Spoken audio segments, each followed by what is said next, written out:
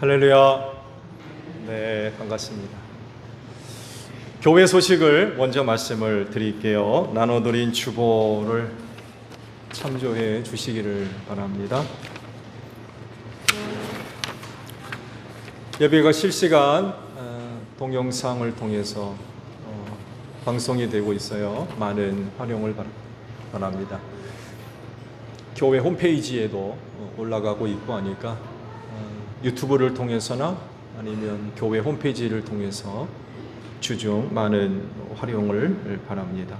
베트남 스팅족 선교지를 방문하려고 합니다.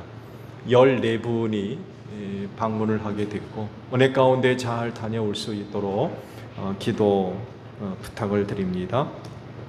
차량을 새로 구입을 하게 됐고요. 한 5개월에서 6개월 정도 걸린다고 그래요. 기도 부탁을 드립니다. 부흥회가 준비되고 있죠. 올 3월 이준호 목사님을 모시고 부흥회를 하게 됐습니다. 은혜 가운데 부흥회가 잘 진행될 수 있도록 또 준비될 수 있도록 기도 부탁을 드립니다. 1:1 제자 양육은 오늘 휴강하도록 하겠습니다. 오늘 주일 오후 예배는 설 명절로 각 가정들과 함께 큐티로 모여주시기를 바랍니다. 그리고 지역팀 담임 목사와 함께 큐티 모임이 있죠. 날짜와 시간들 정하셔서 담임 목사에게 알려주시면 고맙겠습니다. 자, 옆에 있는 분들과 인사합시다. 주 이름으로 사랑합니다. 은혜 많이 받읍시다. 네. 자, 우리 다 함께 경배 찬양 부르며 아버지 앞에 나아갑니다.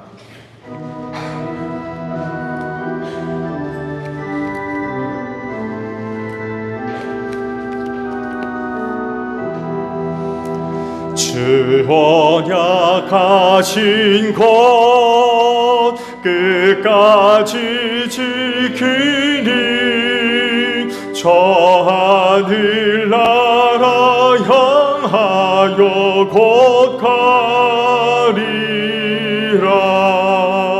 주 얼굴 배울 때 내 마음이 기쁘고 영원히 주의 영광을 찬양하네. 아멘.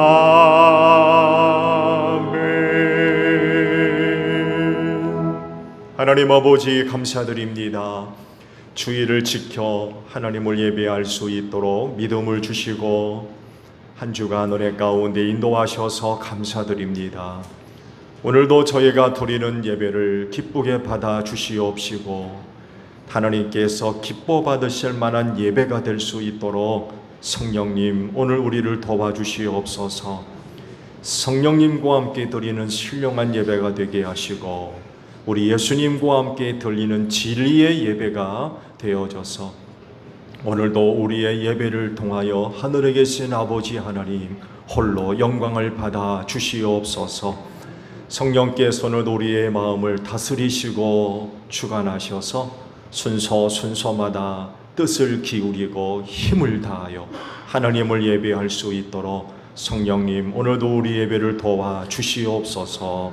존귀하신 예수님의 이름으로 기원하옵나이다. 아멘. 회개 기도합니다.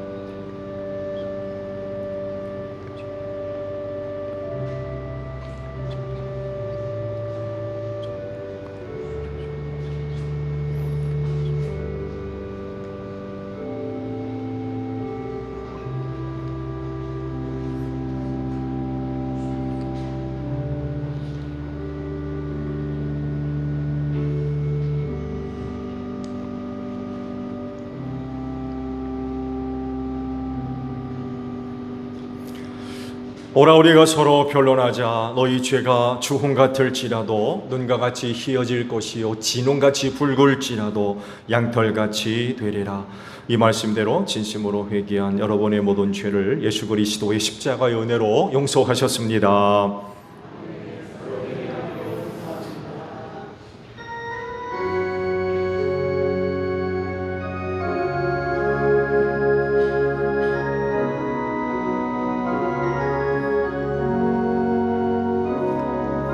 보혈을 지나 하나님 품으로 보혈을 지나 아버지 품으로 보혈을 지나 하나님 품으로 한 걸음씩 나가네.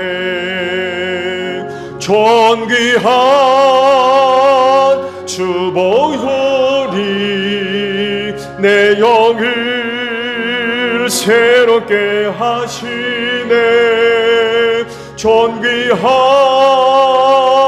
주 보혈이 내 영을 새롭게 하네.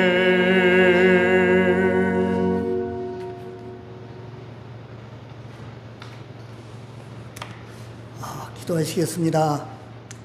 은혜로우신 하나님 아버지, 지난 한 주간을 은혜 가운데 살게 하시고 오늘 따스한 손길로 저희들을 부르셔서 주님 앞에 나와 예배드리게 하시니 참으로 감사합니다. 이 시간 우리의 마음과 영혼이 주님께 모아지게 하시고 우리의 찬양과 경배 속에 임하시는 성령님의 은총을 경험하며 이 예배를 하나님이 기쁘시게 드릴 수 있도록 성령님 도와 주옵소서. 세상에서 찢기고 상한 심령을 예수님 사랑의 손길로 치유하여 주셔서 다시 한번 새로워지게 하여 주셨기를 원합니다. 주님, 늘 저희들과 동행하시며 세상을 이길 힘 주옵소서. 이 시대를 본받지 말고 하나님이 기뻐하시고 선하게 여기시는 것을 행하며 살게 하옵소서. 사순절 기간이 시작됩니다. 사순절은 예수님의 고난당하심과 죽으심 부활을 묵상하고 기념하는 절기입니다. 사순절 묵상을 통하여 예수 그리스도와 더욱 친밀한 관계를 회복하길 간절히 소망합니다. 주님의 놀라우신 십자가의 사랑을 감사하며 내 자신을 부인하고 내게 대인 십자가를 지고 주님을 온전히 따르는 삶을 살게 하여 주옵소서. 우리 소정길교회가 창립된 지 해갑을 넘겼습니다. 우리 교회가 생수의 강이 흘러 넘쳐서 하나님께 기쁨이 되게 하시고 이 민족과 이 세상의 희망이 되게 하시고 해를 거듭할수록 더욱 큰 것으로 하나님께 영광 돌리는 교회가 되게 하여 주옵소서. 우리 주님이 우리 소정길교회를 지극히 사랑하셔서 오는 3월 4일부터 6일까지 부흥성회가 준비되고 있습니다. 우리 교회를 축복하소서. 오순절 성령 강림을 묵상하면서 기도하오니 저희들의 메마른 심령을 살펴 주옵소서. 사슴이 시냇물을 찾아 갈급해 하듯이 성령의 단비를 간구하오니 그 성령의 역사가 소낙비처럼 각 심령 위에 임하여 주옵소서. 고넬료 가정과 마가다락방에 임하셨던 것처럼 우리 교회와 가정 위에 임하여 주옵소서. 우리 모두 세상을 이길 수 있는 힘으로 복음과 사랑을 전하며 성령 안에서 회복과 부흥을 경험하기를 간절히 소망합니다. 이 시간 말씀을 전하실 담임 목사님 위에 성령의 권능의 손으로 붙잡아 주시고 건강 주옵소서. 또한 우리 듣는 자들의 귀가 열려지고 마음문이 열려지게 하여 주옵소서. 끝까지 성령님이 도와주시고 함께하여 주시고 인도하여 주실 줄을 믿사오며 예수 그리스도의 이름으로 간절히 기도드리옵나이다. 아멘. 우리 기도를 들어주시고 주님의 평화를 내려주소서. 아멘.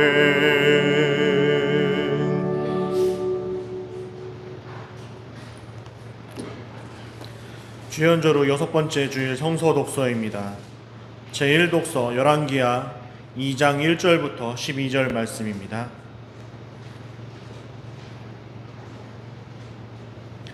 열왕기하 2장 1절부터 12절 말씀까지 교독하시겠습니다.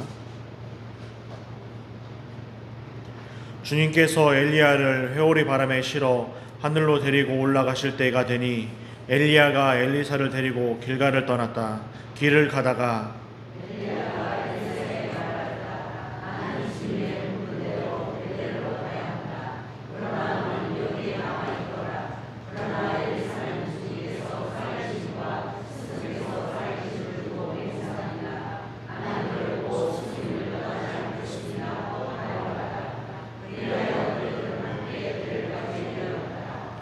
베델에 살고 있는 예언자 수련생들이 엘리사에게 와서 물었다.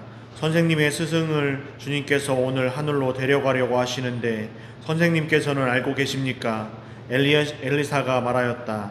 나도 알고 있으니 조용히 하시오.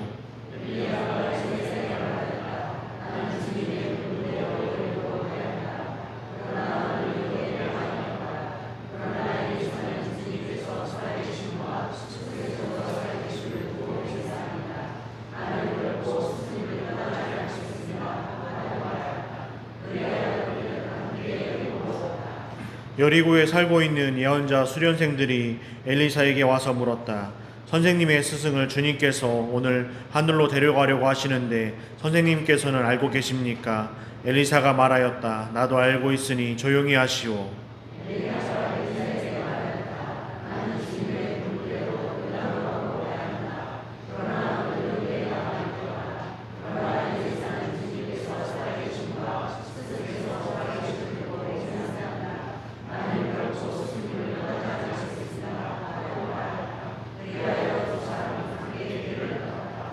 예언자 수련생들 가운데서 50명이 요단강까지 그들을 따라갔다. 엘리야와 엘리사가 요단강가에 서니 따르던 제자들도 멀찍이 멈추어 섰다.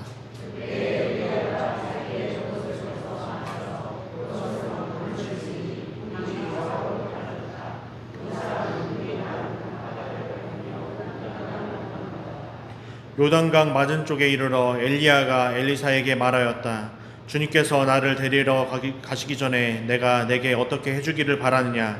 엘리사는 엘리야에게 스승님이 가지고 계신 능력에 제가 갑절로 받기를 바랍니다 하고 대답하였다.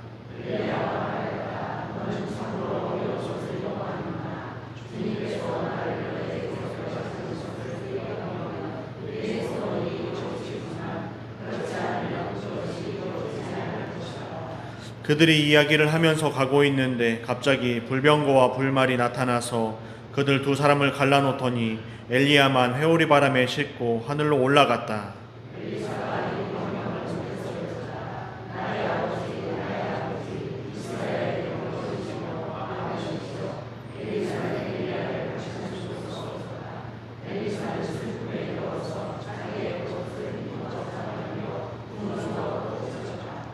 제2독서 고린도후서 4장 3절부터 6절 말씀입니다.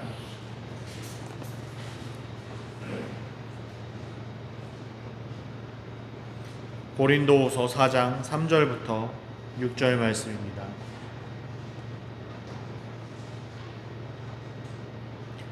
우리의 복음이 가려 있다면 그것은 멸망하는 자들에게 가려 있는 것입니다.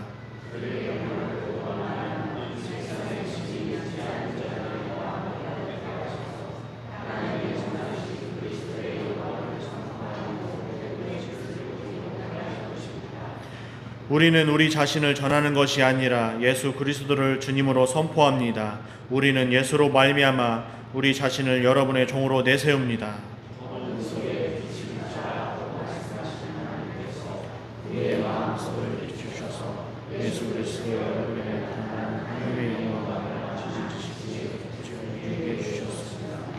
이는 살아계신 하나님의 말씀입니다.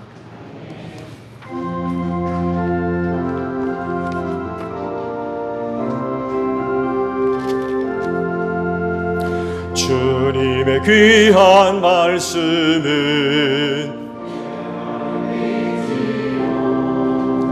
목마른 사막길에서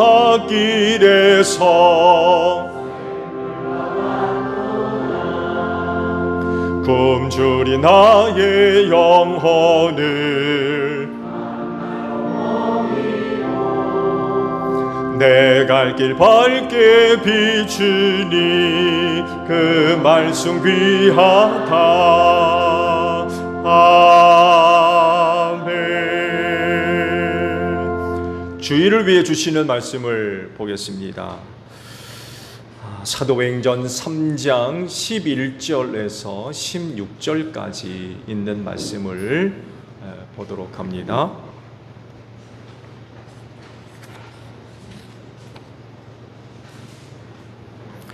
사도행전 3장 11절로 16절까지 말씀이에요. 찾으신 줄 알고 제가 봅니다. 그 사람이 베드로와 요한 곁에 머물러 있는데 사람들이 모두 크게 놀라서 솔로몬 행각이라고 하는 곳으로 달려와서 그들에게로 모여들었다. 베드로가 그 사람들을 보고 그들에게 말하였다. 이스라엘 동포 여러분, 어찌하여 이 일을 이상하게 여깁니까? 또 어찌하여 여러분은 우리가 우리의 능력이나 경건으로 이 사람을 걷게 하긴 한 것처럼 우리를 바라봅니까? 아브라함의 하나님과 이삭의 하나님과 야곱의 하나님 곧 우리 조상의 하나님께서 자기의 종 예수를 영광스럽게 하셨습니다. 여러분은 일찍이 그를 넘겨주었고 빌라도가 놓아주기로 작정하였을 때에도 여러분은 빌라도 앞에서 그것을 거부하였습니다. 여러분은 그 거룩하고 의로우신 분을 거절하고 살인자를 놓아달라고 청하였습니다. 그래서 여러분은 생명의 근원이 되시는 주님을 죽였습니다. 그러나 하나님께서는 그를 죽은 사람들 가운데서 살리셨습니다. 우리는 이 일의 증인입니다. 그런데 바로 이 예수의 이름이 여러분이 지금 보고 있고 잘 알고 있는 이 사람을 낫게 하였으니 이것은 그의 이름을 믿는 믿음을 힘입어서 된 것입니다. 예수로 말미암은 그 믿음이 이 사람을 여러분 앞에서 이렇게 완전히 성하게 한 것입니다. 아멘.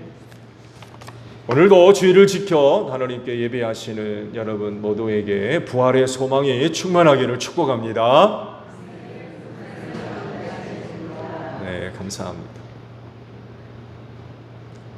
오늘은 작은 우물 아이들이 여기에 앉아 있는데 어른들한테 세배를 좀 했으면 해요.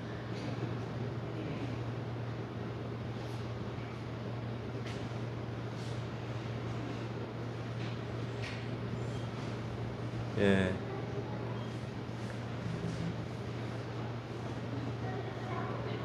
라오가 대장에 대해서 나와 앞으로 먼저. 예. 요한실에 있는 아이들도 인도해 주세요.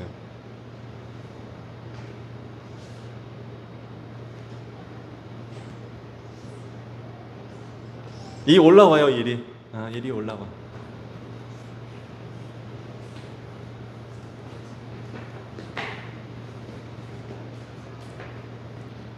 유아실에 없나요? 찬이 있나요? 찬이 있으면 올려보내죠. 예. 이민주 집사님 큰딸아이도 올려보내세요.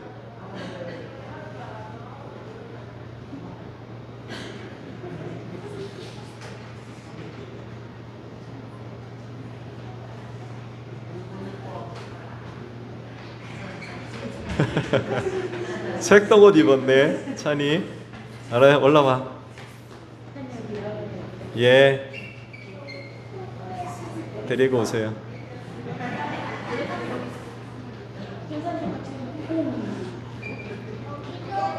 안녕하세요. 어서 와요.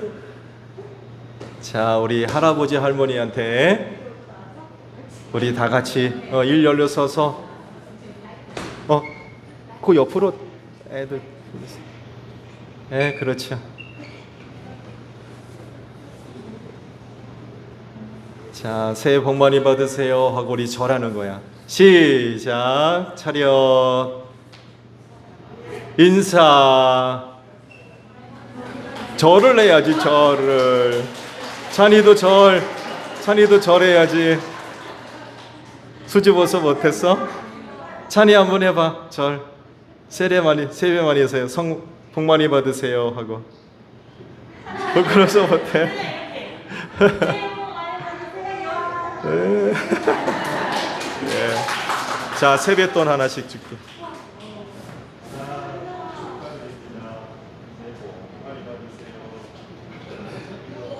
세뱃돈이야.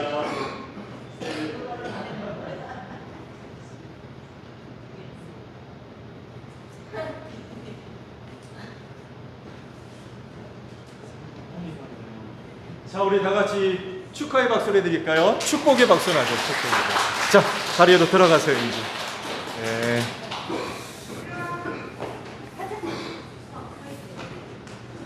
조심.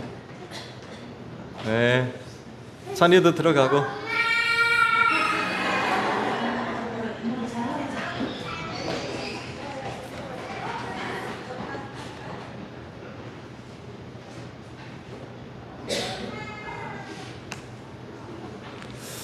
설 명절 잘 지내셨나요? 네. 내일까지 설 연휴죠. 끝날까지 즐겁게 잘 보내시기 바랍니다. 오늘 주일에 주신 본문 말씀들은 지난주에 보신 말씀과 연결되어 있는 그런 말씀들입니다.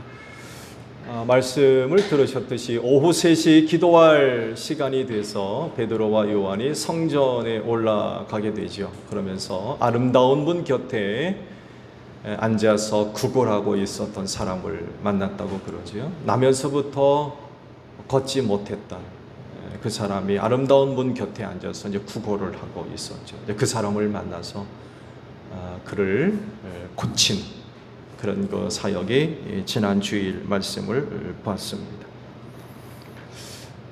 사건 처음에는 세 사람만 관계가 되어집니다. 이 세 사람 사이에 어떤 일이 일어나고 있었는지 당시 성전 아름다운 문을 드나들던 사람들은 아마 잘 몰랐을 거예요.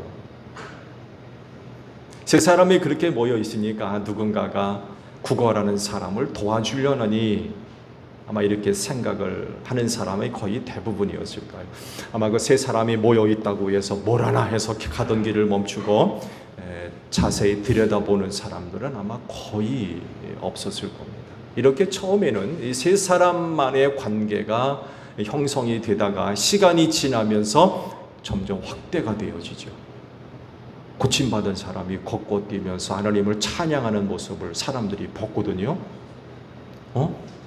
아니 저 사람 아름다운 분 곁에 앉아서 구걸하던 사람이 아닌가? 한 사람씩 한 사람씩 그를 알아보면서 점점 많은 사람들이 그를 알아보기 시작을 하게 되지요. 그러면서 그 수가 확대가 되는데 말씀은 다 보지 않았습니다만 해도 4장 4절에 가서 말씀을 보게 되면 그날 베드로의 설교를 듣고 회개하고 세례 받은 사람이 5,000명이었다고 말씀을 합니다. 그러면 적어도 세 사람 주변에 몰려들었던 사람들은 적어도 몇 명이란 얘기입니까? 남자 어른만 5,000명이었다는 얘기입니다. 세 사람이 제일 처음엔 그렇게 관계돼서 얘기가 되다가 이게 점점 확대가 돼가지고 남자 어른만 5,000명 이상 되는 사람이 그날 그 자리에 모임이 이루어졌었다는 이야기예요. 굉장히 크게 확대가 되어졌죠. 그러자 베드로가 몰려든 사람들에게 설명을 해줍니다. 지금 일어나고 있는 일이 어떻게 해서 일어나게 되었는지 설명을 해 주었습니다. 베드로는 이번 기회도 놓치지 않았어요. 이 비슷한 일이 얼마 전에 있었죠. 오순절 120명의 사람들이 모여서 기도할 때에 성령을 받았고 성령께서 시키시는 대로 방언을 말하기 시작했죠. 이걸 이상하게 여긴 사람들이 몰려들었다고 했거든요. 많은 사람들이 몰려들었다고 했어요. 그때도 베드로는 그 기회를 놓치지 않고 모여든 많은 사람들에게 그때 있었던 일들을 설명해 주었죠. 이번에도 마찬가지였어요. 그렇게 많은 사람들이 몰려들었을 때에 기회 놓치지 않고 그가 해야 할 일을 합니다. 당시 일어났던 일들을 설명을 해 주어요. 그러면서 함께 예수 그리스도를 소개합니다. 그들에게 알려주고 있었던 거죠.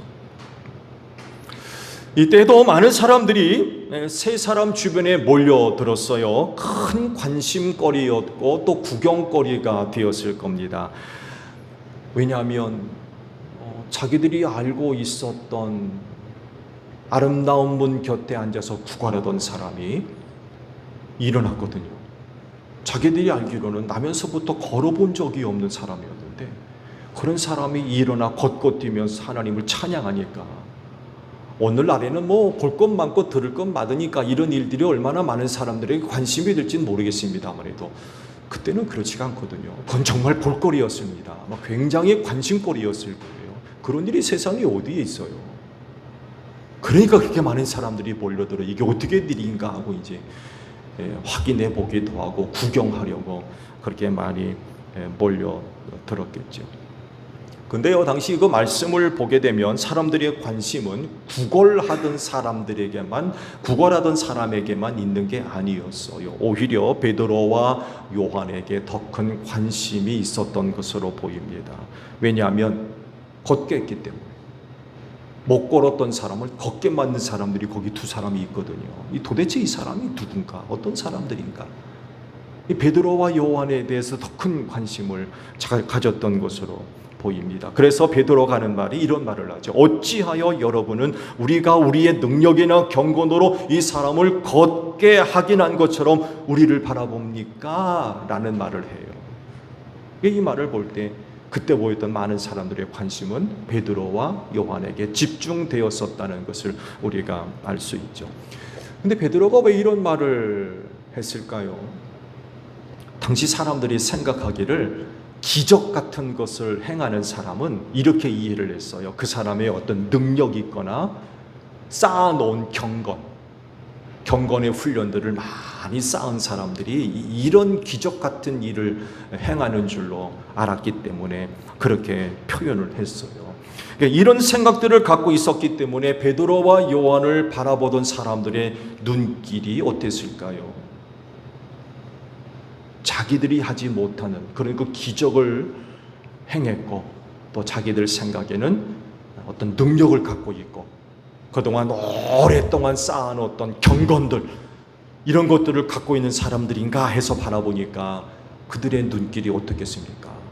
아마 존경심으로 가득 찬 눈길로 바라봤을 겁니다. 여러분, 기적을 아무나 행합니까? 오늘날에도 찾아보기 힘든 일들인데 그때 당시는 말할 것도 없는 거죠. 말씀의 이해를 돕기 위해서 다른 상황에 대해서도 말씀을 조금 드리면요, 당시 유대교에서는요 기적을 굉장히 중요하게 여기는 그런 모습들이 있었어요. 종교사회였기 때문에 그렇습니다. 그래서 어느 곳보다도 유대는 이 기적을 굉장히 중요한 한 기준으로 여겼어요. 종교사회다 보니까 하나님이 하시는 일에 대한 관심이 크잖아요. 그러면 어떤 게 하나님의 일이냐, 어떤 것이 하나님으로부터 온 거냐, 기준이 있어야 될 거 아니에요. 기준. 여러분, 그 기준을 어디에다 세우는지 아십니까? 기적이었어요. 기적이 나타나면 그건 하나님께로부터 온 거였어요. 그래서 하나님의 일을 이야기할 때에 기적이 있느냐 없느냐를 살폈던 거예요. 말씀드린 대로 기적이 있으면 그건 하나님이 하시는 일로, 하나님께로부터 온 것으로 인정을 했던 거예요. 기적이 없으면 사람들이 받아들이지를 않아요. 믿지도 않고. 그 기적을 굉장히 중요하게 여겼던 거죠. 그래서 이를 두고 바울이 이런 이야기를 하죠. 고린도전서 1장 22절의 말씀을 보게 되면 이런 이야기를 합니다. 유대 사람은 뭘 찾고? 기적을 찾고. 유대 사람은 기적을 찾고, 헬라 사람은 뭘 찾는다고요? 지혜를 찾는다고 그랬어요. 그러니까 유대인들은 기적을 굉장히 중요하게 여겼고, 헬라 사람들은 지혜를 중요하게 여겼다는 거예요. 이를 두고 사도 바울이 이렇게 표현을 했습니다. 그래서 심지어는요, 그 유대교 사람들이 예수님에게서 표적을 구하기까지 했습니다. 우리에게 표적을 보여다고. 이걸 다르게 표현하면 내가 우리에게 표적을 보여주면 우리가 너를 믿을게, 이런 의미가 거기 담겨 있는 거예요. 그렇다고 예수님께서 표적이나 기적을 안 보여주셨느냐? 그렇지 않습니다. 그동안 많은 기적과 표적을 보여주셨음에도 불구하고 유대교 사람들은 예수를 받아들이고 있지 않았어요. 그들의 악한 의도를 아시고 예수님이 이렇게 대답을 하시죠. 음란한 세대가 표적을 구한다. 내가 너희에게 보여줄 표적은 뭐밖에 없다? 요나의 표적밖에 보여줄 것이 없다라고 하면서 거절하십니다. 예수님에게조차도 표적을 구해서 이렇게 그런 것들을 유대 사람들이 굉장히 중요하게 여기고 있는 그런 풍토가 그 바탕에 깔려 있었던 거예요. 유대 사람들은 그 기적에 대한 이미지가 다른 거예요. 하나님으로부터 왔느냐? 그게 하나님의 것이냐를 기준할 때에 기적이 있었던 거예요. 그런 것들을 바탕으로 깔고 베드로와 요한을 바라볼 때 그들이 그들을 어떻게 바라보았는지 이해가 되십니까? 그냥 그런가 보다가 아니에요. 기적을 행했던 베드로와 요한은 그들에게 전혀 다른 차원이 있는 사람들이었던 거예요. 또 하나, 이 말씀의 이해를 돕기 위해서 이 기적이라고 하는 부분을 이방인들에게로 좀 확대를 해볼까요? 사도행전 14장의 말씀 속에서 그 좋은 예를 우리가 찾아볼 수 있는데, 바울과 바나바가 루스드라에서 복음을 전할 때 있었던 일이에요. 베드로가 요한이 아름다운 문 곁에서 사람을 고쳤죠. 걷지 못했던 사람은 걷게 했잖아요. 이때도 루스드라에서 똑같은 일이 벌어졌습니다. 나면서부터 걷지 못했던 사람을 바울과 바나바가 고쳤어요.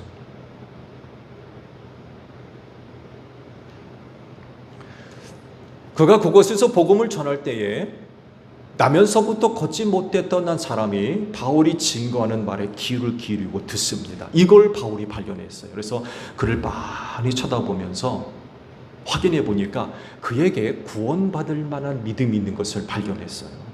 그래서 바울이 그때 그 사람을 향해서 큰 목소리로 이런 이야기를 하죠. 그대의 발로 똑바로 일어나 서시오. 그러자 그 사람이 벌떡 일어났어요. 나면서부터 걷지도 못한 사람인데 바울의 그와 같은 말을 믿고 벌떡 일어나 섰어요. 이때에도 놀라운 일이 벌어졌던 거예요. 베드로와 요한이 그 사람을 일으켜 세웠던 것 같이 바울과 바나바가 그 사람을 벌떡 일으켜 세웠던 거죠. 난리가 났어요. 난리가 났어요. 그 성에 사는 사람들이 난리가 났던 거예요. 사람들이 바울이 행한 일을 보고 루가오니야말로 지역 이름이에요. 그때 당시 거의 이제 헬라 말을 사용했는데 루가오니아 말을 사용했다는 것 보니까 그 지역에 사는 사람들이 아마 이런 말을 했던 것 같아요. 뭐라고 이야기를 하냐면 신들이 사람의 모습을 가지고 우리 가운데 나타났다. 이렇게 외치기 시작했어요. 그러면서 바나바를 제우스라고 부르고, 제우스가 로마 신화에 등장하는 신 이름 아닙니까? 바나바를 제우스라고 부르고 바울을 헤르메스라고 불렀습니다. 그러면서 어떤 일이 벌어지냐면 성 바깥에 있는 제우스 산당의 제사장들이 황소 몇 마리와 화한 꽃다발을 들고 와가지고는 바나바와 바울 앞에서 제사 드리려고 그랬어요. 왜? 신이었어요. 신적 존재가 됐어요. 나면서부터 걷지 못했던 사람을 일으킨 신. 이방 사람들에게 있어서 이런 기적은요, 신이에요. 신적인 존재. 이게 그 당시 바탕에 흐르고 있는 문화고 가치였습니다. 기적은 아무나 행하는 게 아니었던 거예요. 유대 사회도 그렇고 이방 사회에서도 기적을 행하는 것 아무나 하는 게 아니에요. 이런 가치를 갖고 있는 사람들에게 베드로와 요한이 어떻게 보였겠느냐는 거예요. 평범한 사람이 아니에요. 평범한 사람.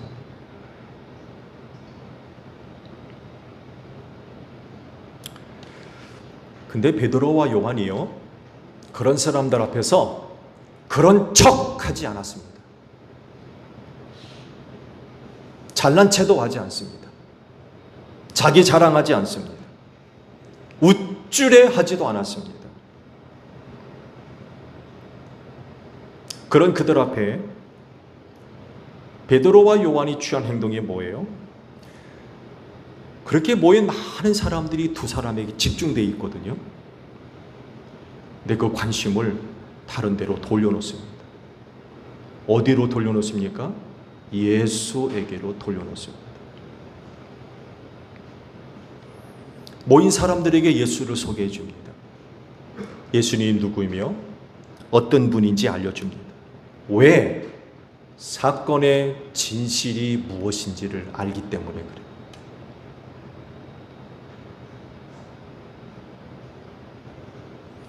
이 내용이 16절에 기록되어 있어요.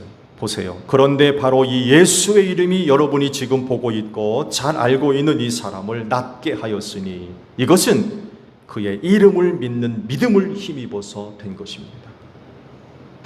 예수로 말미암은 그 믿음이 이 사람을 여러분 앞에서 이렇게 완전히 성하게 한 것입니다. 하면서 예수를 소개합니다. 사건의 진실이기 때문에 그래요. 이런 말을 할 때 베드로와 요한이 얼마나 신바람이 났을까요? 그렇잖아요. 그들이 지금 기적의 중심에 있잖아요. 자기들을 통하여서 예수의 능력이 나타났어요. 평생 걸어보지 못했던 사람을 일으켜 세웠거든요.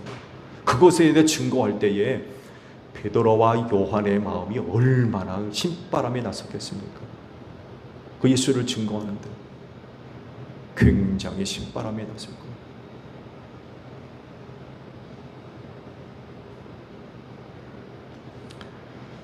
베드로와 요한은 말씀드린 대로 사건의 진실을 잘 알고 있는 사람들입니다. 여러분, 그 사건의 진실이 뭐예요? 인간이 갖고 있는 능력이었습니까? 아니면 그동안 오랫동안 쌓아놓았던 경건입니까? 이런 것들이 그 사람을 일으켜 세운 거였어요? 아니죠. 사건의 진실은 예수 그리스도였습니다.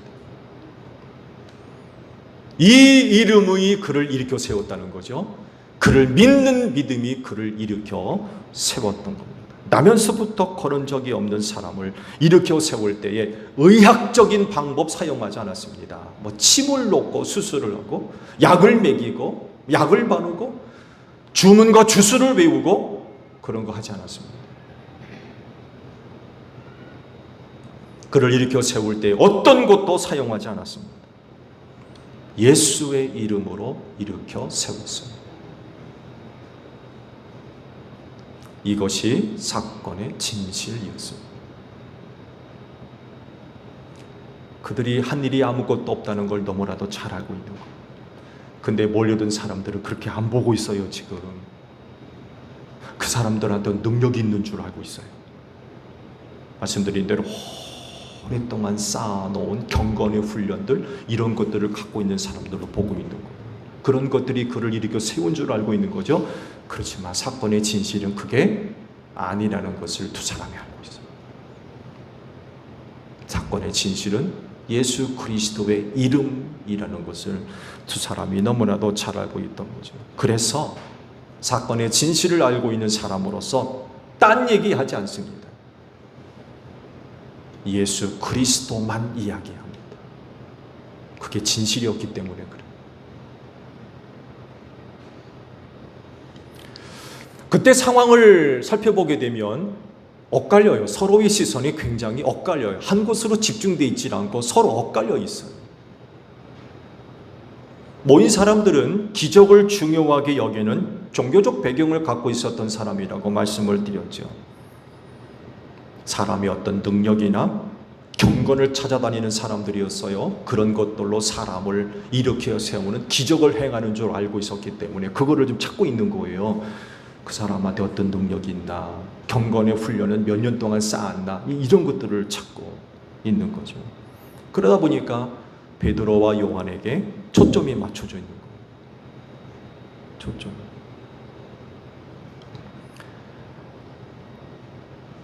그렇지만 사건의 진실은 베드로와 요한 자신에게 있는 게 아니라 예수 그리스도에게 있다는 것을 두 사람은 알고 있는 거죠. 그러다 보니까 베드로와 요한은 누구를 바라보고 있어요? 예수를 바라보고 있어요.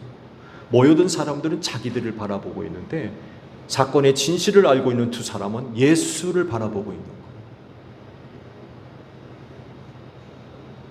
서로 엇갈리는 거죠. 맞는 포인트가 없어요. 당연히 혼란이 있을 수밖에 없죠. 그래서 설명을 해주는 거예요. 이 일이 어떻게 일어난 일인지. 그런데요, 이 상황을 어떻게 이용하느냐에 따라서 크게 갈라집니다. 즉 베드로와 요한이 이 사건을 잘 이용을 해가지고 사건의 진실을 숨기고 자신들을 내세운다면 많이 모여있는 사람들에게 우두머리가 될 수 있어요. 그들을 가르치는 선생이 될 수 있고, 그들에게 예언자가 될 수도 있어요. 지도자가 될 수도 있어요. 왜? 기적을 행했으니까. 그를 찾아다니는 사람들이고, 남들에게 없는 능력을 갖고 있고, 오랫동안 쌓아놓은 경건의 훈련도 있고 하니까 그들의 대장이 될 수 있는 거예요. 이 상황을 어떻게 이용하느냐에 따라서. 사건의 진실을 알고 있는 사람으로서 진실을 얘기하면 오히려 자기 자신들은 죽을 수밖에 없어요. 가려질 수밖에 없어요. 왜? 예수가 드러나거든요. 자기들이 나타나는 게 아니라 예수가 드러나게 되는 거죠.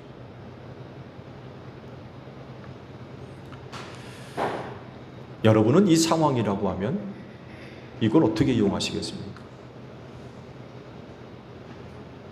기적의 중심 가운데 있는데 많은 사람들이 여러분 주변에 몰려들었어요. 이거 어떻게 이용하실래요? 사건의 진실을 알릴 겁니까? 아니면 이걸 숨기고 많은 사람들의 관심을 여러분에게로 돌려놓겠습니까? 그리고 그들이 선생이 되고 지도자가 되고 우두머리가 되고 그러시겠습니까? 어떻게 하실래요?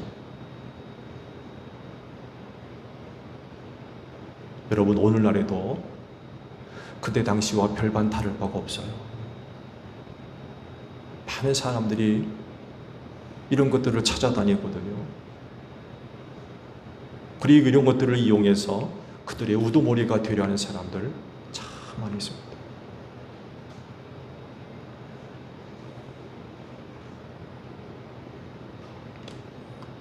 사실 난리가 난 거죠. 난리가 났어요. 생각해 보세요. 장정 어른만 5,000명이 적어도 구수인데 그렇게 많은 사람들이 몰려들었다는 것은 오늘날에도 쉽지 않잖아요.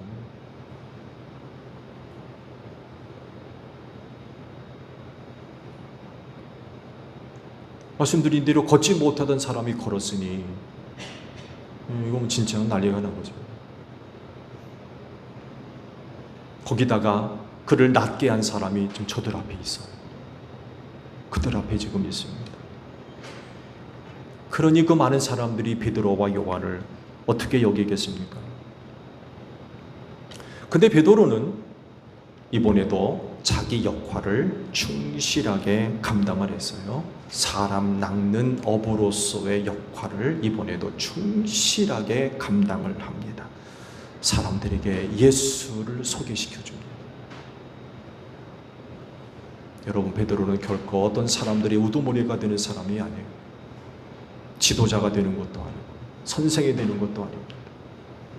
오직 그의 역할은 사람 낚는 어부였습니다. 그는 이번에도 이 역할을 잘 감당합니다. 많은 사람들이 자기에게 집중하고 있을 때 그는 그들을 향해서 사건의 진실, 곧 예수 그리스도를 소개해 줍니다. 자세하게 이야기를 해줍니다. 자세하게. 왜? 잘 알아야 잘 믿을 수 있기 때문에. 말씀 보셨죠?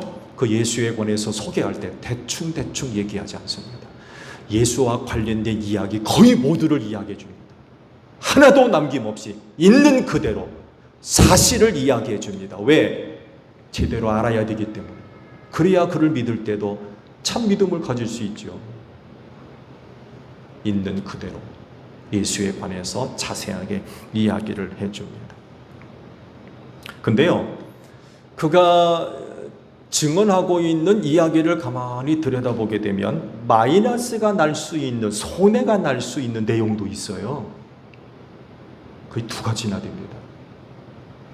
하나는 몰려드는 사람들과 직접 관련된 이야기가 하나 들어가 있어요. 그게 뭡니까? 너희가 예수를 죽였다는 거예요. 너희가 그 예수를 죽였다.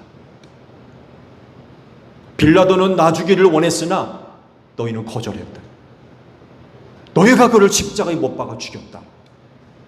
라는 이야기를 합니다. 이런 얘기를 왜 해요? 듣는 사람 입장을 생각하면은 이 손해가 날 얘기 아닙니까? 그들의 잘못을 지적을 하거든요. 그런 얘기를 왜 해요? 근데 그럼에도 불구하고 베드로는 그 이야기를 해줍니다. 너희가 예수를 죽였다. 또 하나는요, 예수의 부활에 관한 얘기를 합니다. 이게 왜 손해가 나요? 그때 당시 예루살렘에 소문이 파닥에 퍼졌다고 그러죠. 무슨 소문이 퍼집니까? 예수의 제자들이 예수의 시신을 훔쳐가고는 예수가 부활했다더라, 이룬다는 얘기가 소문이 파닥에 퍼졌어요. 여러분, 그 소문이 파닥에 퍼졌다는 이야기는 무슨 얘기입니까? 그 소문을 믿었던 사람들이 상당히 많이 썼다는 얘기예요. 그런 상황이에요. 그런 상황 가운데 예수가 부활했다는 얘기를 지금 하고 있는 거예요. 자기들이 알고 있는 것과 베드로가 지금 이야기하는 것과 서로 다른 거예요. 충돌이 벌어질 수밖에 없죠. 갈등이 벌어질 수밖에 없고, 이건 마이너스죠. 도움이 될 수 있는 이야기가 될 수가 없죠. 심지어는 회개를 촉구합니다. 너희 회개하라고. 너희 회개하라. 제가 언제 말씀드렸나요? 요즘 현대 목회에서 하지 말아야 할 것 중에 한 가지가 회개하라는 말 하지 말래요. 회개하라고 하는 말 하지 말라. 듣기 싫어한다. 그때 당시도 마찬가지일 거예요. 회개하라고 하는 말 좋아할 사람이 어디 있습니까? 그런데도 불구하고 회개하라. 베드로는 회개하라고 그들에게 이야기를 해줍니다. 말씀드린 대로 듣는 사람의 입장을 생각해 본다면, 이런 말들은 좀 안 하면 더 좋을 것 같은데, 이런 말 하지 않고 예수에 관한 이야기 좀 할 수 있잖아요. 근데 베드로는 이런 거 전혀 상관하지 않고 정말 있는 그대로 이야기를 해줍니다. 왜냐하면 사건의 진실을 알고 있기 때문에 그래요. 사건의 진실을 알고 있기 때문에. 사건의 진실을 알고 있는 사람이 해야 할 말 하지 않고 빼놓을 수 있어요? 그거 다 빼놓고 듣는 사람을 위해서 듣기 좋은 말만 해줄 수 있어요? 그럴 수 없는 거죠. 그래서 그는 하나도 빠짐없이 예수에 관한 이야기들을 증거해 주었습니다. 그리고 열매를 맺죠. 5,000명이나 되는 남자들이 회개하고 세례를 받았대요.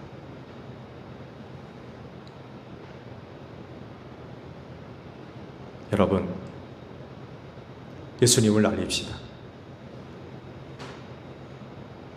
세상에 예수를 알려주세요.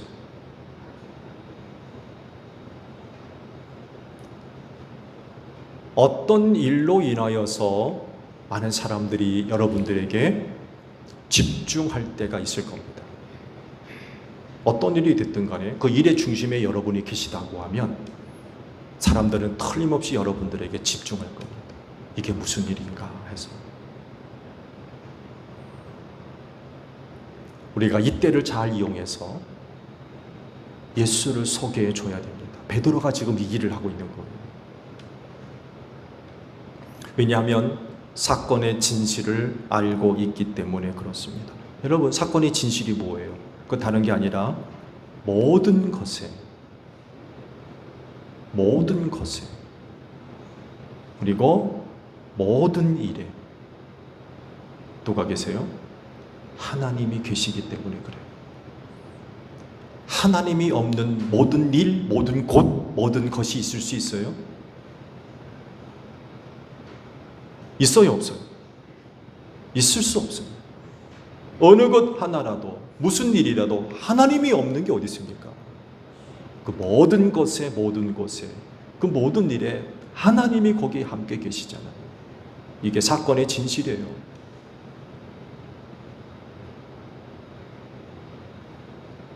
거기에 하나님이 계시지 않으면 누가 있을 겁니까? 내가 있을 수밖에 더 있어요? 그게 사건의 진실입니까? 만약에 사건의 진실을 알고 있는 사람임에도 불구하고 이걸 제외시키면 나밖에 없어요. 나. 그 일의 중심에 나밖에 없다니까요. 예수가 알려지고 예수가 드러나는 것이 아니라 내가 알려질 수밖에 없어요. 이게 과연 예수께서 원하시는 거냐? 세상에 예수를 알려줘야 할 사명을 갖고 있는 사람들의 역할이냐는 거예요. 그럴 수 없는 거죠.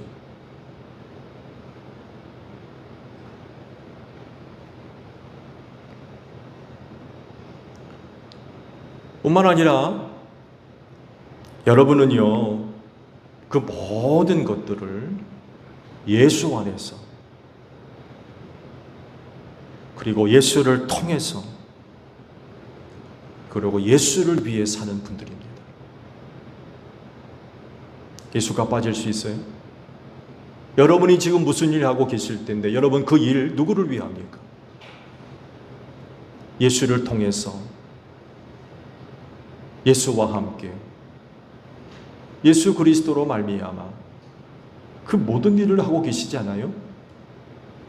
여러분 그게 없다고 한다면 솔직한 말이지만 그거 옳은 일 맞아요? 그거 선한 일 맞습니까? 거기 예수가 없다면 그건 죄일 겁니다.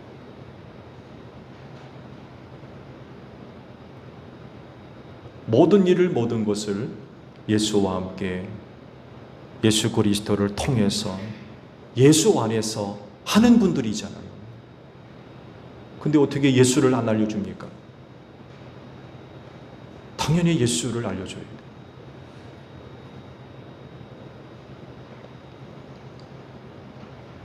그럴진데 모든 사건의 진실 되시는 예수님 널리 알려주시기를 바랍니다. 세상이 예수를 너무나도 많이 몰라요. 예수를 모른다는 것은 구원받지 못한다는 얘기 아닙니까? 이 일을 위해서 우리를 세상 속으로 보내십니다. 그렇진데 사건의 진실을 잘 알고 있는 분들로서 예수 그리스도로 힘써 알려주는 여러분들이 되시기를 바랍니다. 기도하겠습니다. 모든 것에 또 모든 곳에 아버지가 함께 계십니다. 우리는 모든 일을 할 때에 예수와 함께, 예수를 통하여서, 예수 안에서 우리는 그 모든 일을 하는 사람들입니다. 이것이 사건의 진실입니다. 이거 속이고 이거 알리지 않으면 내가 드러날 수밖에 없습니다. 우리는 이 일을 위해 세상 속으로 보냄받은 사람들이 아닙니다. 예수를 알리고 소개하기 위하여 우리를 세상 속으로 보내시는 줄로 믿사오니 사건의 진실을 알고 있는 자로서 힘써 예수를 알리는 제1교회 모든 성도들 되게 하옵소서. 올 한 해 세상 사람들, 우리 제1교회 성도들 만날 때 복음 듣는 복된 역사가 있을 수 있도록 성령님 인도하여 주시옵소서. 예수님의 이름으로 기도하옵나이다. 아멘.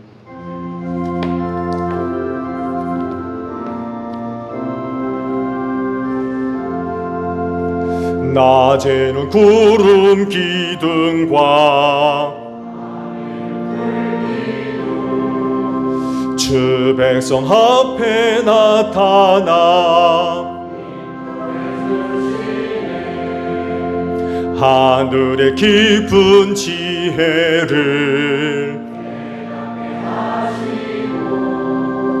주 말씀 밝히 알도록 늘 도와주소서.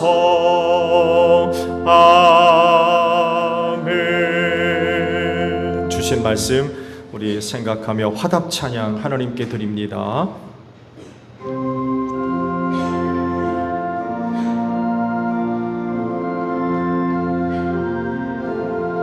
천지에 있는 이름 중 귀하고 높은 이름, 주 나시기 전 지으신 구주의 이름 예수. 주 앞에 내가 엎드려 그 이름 찬송함은 내 귀에 들린 말씀 중 귀하신 이름 예수.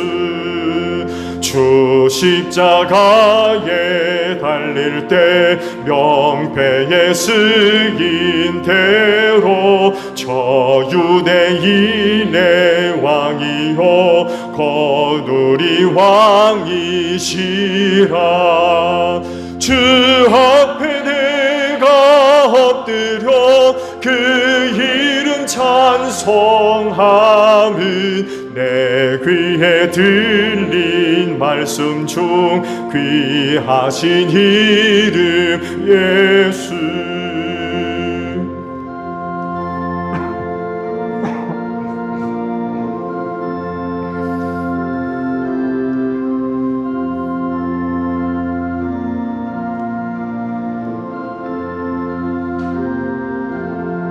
주 예수께서 영원히 어제나 오늘이나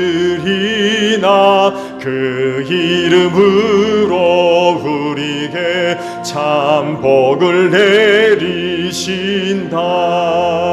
주 앞에 내가 엎드려 그 이름 찬송하는 내 귀에 들린 말씀 중 귀하신 이름 예수. 아멘. 주께서 말씀하시길 내가 제단에 제물을 드리려고 하다가 내 형제나 자매가 내게 어떤 원한을 품고 있다는 생각이 나거든 너는 그 제물을 제단 앞에 놓아두고 먼저 가서 내 형제나 자매와 화해하여라. 그런 다음에 돌아와서 제물을 드려라 하셨습니다. 주님의 평화가 여러분과 함께 하시기를 축복합니다. 화해를 이룬 증거로 주변 교우들과 평화 인사를 나눕시다. 샬롬.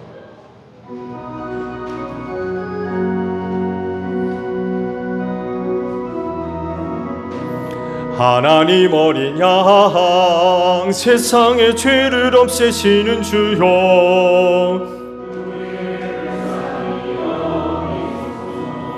하나님 어린 양 세상의 죄를 없애시는 주여, 하나님 어린 양 세상의 죄를 없애시는 주여, 우리에게 평화를 주소서.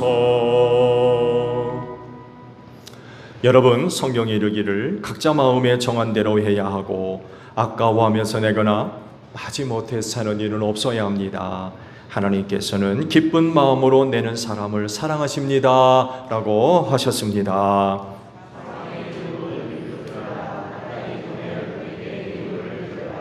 아멘.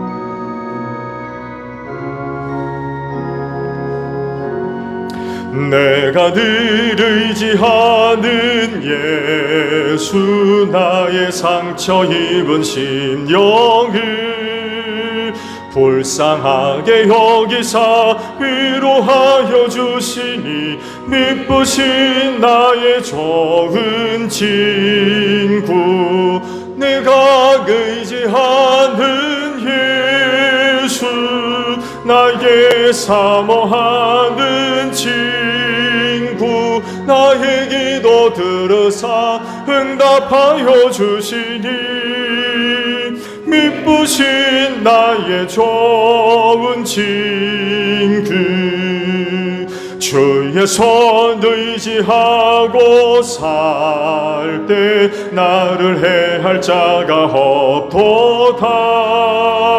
주님 나의 마음을 크게 위로하시니, 미쁘신 나의 좋은 친구, 내가 의지하는 예수,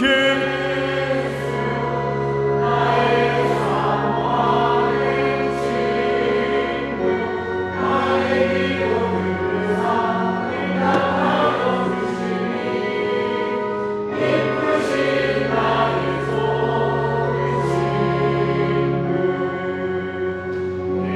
요나보다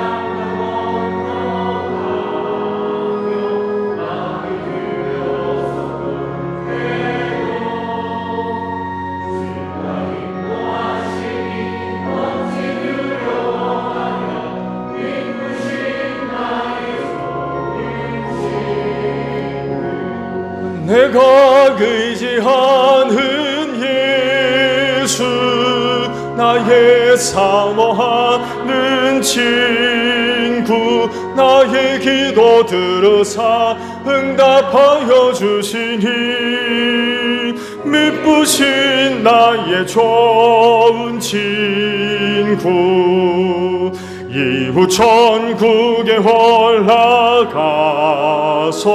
모든 성도들과 다 함께 우리들을 구하신 주를 찬양하리라. 미쁘신 나의 좋은 친구 내가 의지하는 예수 나의 사모하는 친구 나의 기도 들으사 응답하여 주시니 미쁘신 나의 좋은 친구. 하나님 감사합니다. 한 주간 은혜 가운데 살게 하시니 감사드립니다. 설 명절을 맞이해서 온 식구들과 함께 만날 수 있는 은혜를 허락해 주셔서 감사합니다. 믿음과 또 사랑의 나눔을 함께 하시니 고맙습니다. 이제 명절 끝나고 또 삶의 자리로 돌아갑니다. 안전하게 하시고 주 안에서 다시 만날 때까지 저들 모두를 도와주시고 지켜주실 줄로 믿습니다. 그래서 오가는 소식이 복되고 은혜로운 소식들이 오갈 수 있도록 저들에게 많은 사랑으로 함께하여 주실 줄로 믿습니다. 한 주간을 생활하면서 나와 내 가정을 향하신 하나님의 은혜와 사랑을 알기에 믿음으로 예물을 거룩히 구별해 두었다가 오늘 이 시간 아버지 앞에 드리오니 예물을 기쁘게 받으시고 이 믿음에 복을 내려 주시옵소서. 아버지께로부터 받은 바 은혜가 생명으로 채워지는 역사가 있을 줄로 믿습니다. 저들의 몸과 마음과 영혼이 평안하게 하시고 특별히 강건케 하시는 은혜로 함께하여 주시옵소서. 그 은혜가 나를 살리고 나의 도움이 되며 능력이 될 줄로 믿습니다. 그래서 넉넉하게 약한 세상 승리할 줄로 믿습니다. 은혜를 받은 자들로서 우리 제일교회 성도들이 머무는 곳에서 환한 빛을 발하는 복된 심령들 되어지게 하시고 하는 일마다 예수 향기 날릴 수 있는 제일교회 모든 성도들이 되어질 수 있도록 이 귀한 믿음들을 꼭 축복하여 주시옵소서. 하나님의 은혜가 흐르기를 원합니다. 내 안에 머무르지 않게 하시고 내가 받은 하나님의 놀라우신 은혜와 사랑과 축복이 우리 가정을 세우게 하소서. 우리의 이웃을 구하며 주님의 몸인 교회를 든든히 세워 나아가는 축복의 통로들 다 되어지게 하옵소서. 피땀 흘린 예물 하나하나 기억해 주시고 오직 하나님의 영광과 뜻을 위해 소중하게 사용될 수 있도록 성령께서 함께하여 주시옵소서. 감사드리며 예수님의 이름으로 기도하옵나이다. 아멘. 파송 찬송합니다.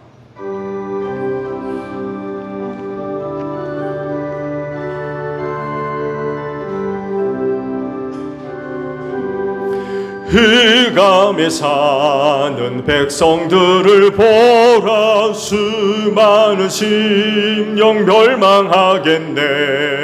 그 누가 갈까. 주의 복음 들고 생명을 구원하는 곳으로. 큰 권세 주께 있으니 큰 권세 주께 있으니 너는 가서 주의 복음 전하라. 주가 너 항상 지키리라.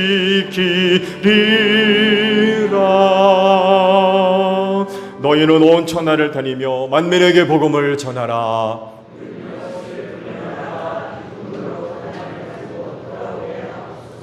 아멘. 지금은 우리 주 예수 그리스도의 은혜와 하나님 아버지의 극진하신 사랑하심과 성령님의 교통하심이 주의를 지켜 아버지 앞에 예배하는 심령들 위해 영원히 함께 하시기를 축원하옵나이다.